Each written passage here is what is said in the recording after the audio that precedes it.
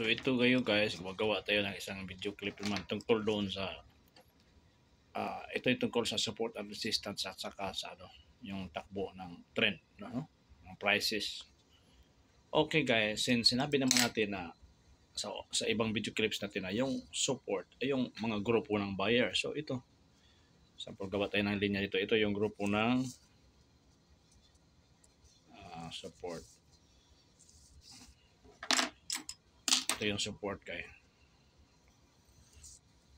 So support, sample ito yung support, no? So pag ito support na nakita ka,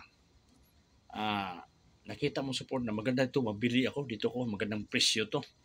Dahil yung nasabi, support, ibig sabihin, matibay ito.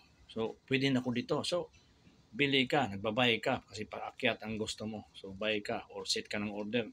So pag ito yung presyo guys, expecting ka nga yung pagbili mo, aakyat pa yan. So ganito, sample. Mula sa low, akyat siya. Akyat siya, no? Yan. Ito yung high niya, di ba? Ito yung low. Pagdating doon, bigla siyang nahinto. Bakit siya nahinto? Ito naman yung may resistance dito. No? Resistance yan.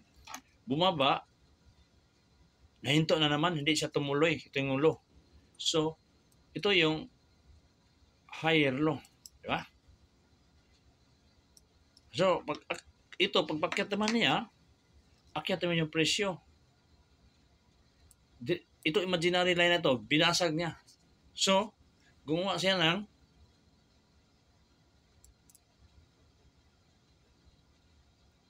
mas new higher low. Di ba? A new higher high. Diba? Higher high. High, new higher high. Ngayon, pagdating naman dito, bumaba na naman siya. Pero hindi niya binasag to. Itong resistance na to, di ba? Resistance to dati. Nagiging support. Ibig sabihin, dahil hindi siya nang tumuloy, nagiging support siya. So, nag-rebound ang presyo. So, dito siya. Ito yung pivot point niya. So, di napansin nyo, tingnan nyo ha. Dito ka bumili, makyat, high, new high, bumaba, hindi siya bumalik dito sa support. So, ito yung pivot point niya. Pivot point. Umakyat, binasag si support, si resistance 1. Lagyan natin resistance 1. Bumasag, umatras, ang resistance ay nagiging support 1. Ito nagiging support 2. Diba? So, ibig sabihin, hindi na nakababa ang presyo, matibay ang support. Umakyat. Pagdating dito, binasag na naman siya. Yung new higher high. Gumawa siya ng bagong high na naman. New higher high pa rin. So, ito yung pivot point niya sa high. Diba? Pagdating yung new higher niya, bumaba siya. Binasag niya dito time na binasag na niya support number 3. Pagbasag niya, hindi siya umabot dito sa support number 2. Bumalik siya. Pagbalik niya guys, hindi na siya nakabasag doon sa resistance na to.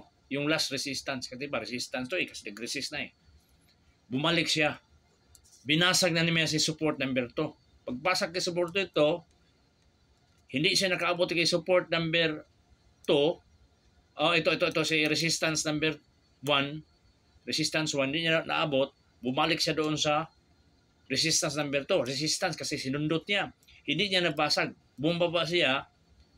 Binasag na naman niya si resistance number 1. Hanggang bumalik siya doon kay original support. Bumalik siya doon. So, ganyan ang magiging forma gaya, di ba? Yan ang structure natin. Ito ang market structure tawag, di ba? So, bumili ka dito, gumawa ka niyo new higher high. Nagkaroon ng pullback tawag nito kayo, pagbalik, pullback yan. Yan ang pullback. Pullback yan. Bumalik ka, hindi ka bumalik sa support, pivot point. Ibig sabihin, merong support dito. Support 1, support 2. Umakyat, binasag niya si resistance number 1, gumawa siya ng new higher high. umatras, hindi siya niya nabasag si resistance number 2. Di ba? Resistance number 2, nagiging support na. Si resistance number 2 nagiging support. Binasag niya si resistance number 2 to eh. Number 1 resistance, number 2 resistance to. Binasag niya, gumawa siya ng new higher high, which is ito ang pinaka-highest price during that session. Highest price, higher high. Ngayon, hindi siya maabot sa resistance na ito, nag-pivot siya, bumalik dito, hindi naman niya nabasag si resistance na to.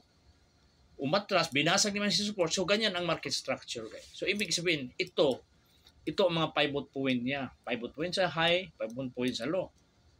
So, ibig sabihin, ito yung sinasabi ko, ang market, lahat na time frame,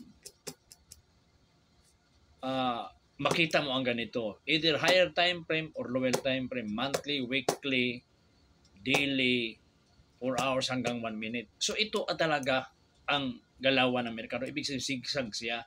So, ibig sabihin, pareha din ito applicable sa forex, stock market.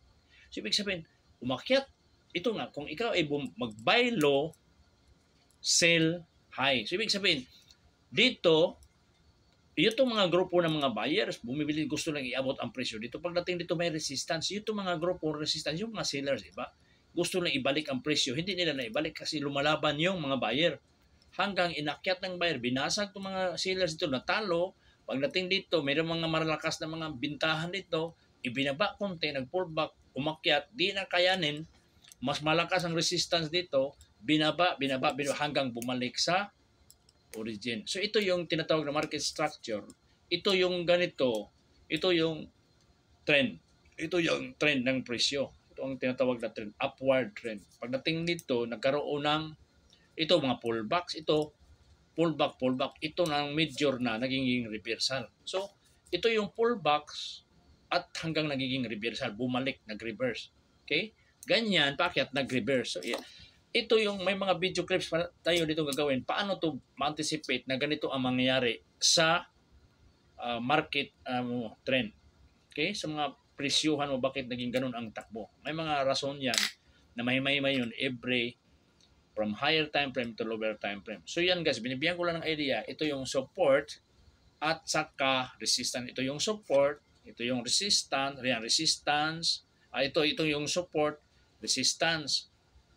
Nagiging support, ang resistance nagiging support, gumawa ng bagong resistance, bumalik doon sa resistance number 2, nagiging support na siya, binasag yung resistance number 2, gumawa siyang new higher high, hanggang binalik, yun ang from support, binasag si resistance, ang resistance naging support, ang support, bumasag yung bagong resistance, yun ang trending na market.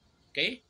So ito yung market structure dahil sa trending na prices. So ito yung short video clips na ginagawa natin para maintindihan ng mga tao.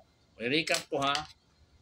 Base. Dito ka, nagustuhan mo, matibay ang support. Naniwala ka na aakyat. Pag akyat niya, nagkaroon ayaw naman dito grupo ng mga presyo na to kasi ang kalipresyo to price to dito sa gilid eh. Itong presyo ayaw nila na magpatalo sila. Lumalaban yung mga sellers. Idiniin yung lumalakas yung support, nagdagdag mga buyer. Inakyat talaga. Hindi na nakaya. Pagdating dito, ayaw na talaga ng mga sellers. Lumalaban. Kaya binababa nila paunti-unti yung presyo. So, at least maintindihan natin, buyers, sellers. Ito, pullback, dinidiin, sample from 5 pesos to 10 pesos. Diniin, bumaba dito, nagiging ano na lang, sample nagiging 7 pesos. Bumaba. Ngayon, lumalaban from 7 pesos, dagdag yung mga buyer, inakyat sa 15. Binaba sa 12. Inakyat, binasag si 15, nagiging 20. Binaba, pagdating 20 din makayan, bumaba sa ito 12, 13. Binalik sa 12 o 15. Binaba hanggang bumalik dito sa 0 o sa 5. So yan ang market structure, nagkaroon ng reversal.